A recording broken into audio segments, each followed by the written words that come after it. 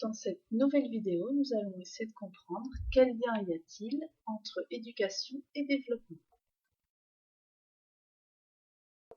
Le premier constat que l'on peut faire, c'est que l'analphabétisme recule. Si on regarde ce graphique, on constate que depuis 1980, le taux d'alphabétisation mondiale ne cesse d'augmenter. Cependant, il reste encore 780 millions d'analphabètes dans le monde. Ce sont les pays les plus pauvres de la planète qui ont un taux d'alphabétisation très faible. Ils se situent majoritairement en Afrique centrale et en Asie du Sud. Les États pauvres n'ont souvent pas les moyens de salarier beaucoup d'enseignants, de construire, d'entretenir les écoles, et les parents ont souvent besoin que leurs enfants travaillent et ne peuvent donc leur offrir une scolarité longue. Même si de nombreux pays ont fait des progrès, la majorité des enfants non scolarisés sont aujourd'hui des filles.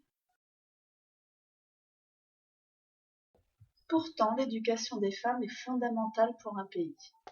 En effet, une femme éduquée se marie plus tard, a moins d'enfants, elle s'occupe mieux de la santé de ses enfants, de leur alimentation, et bien sûr, elle les envoie à l'école. De fait, la scolarisation dans le pays progresse.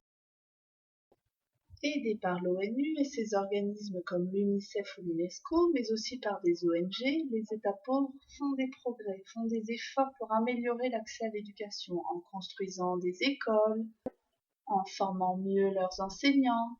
Ainsi, petit à petit, l'analphabétisme recule.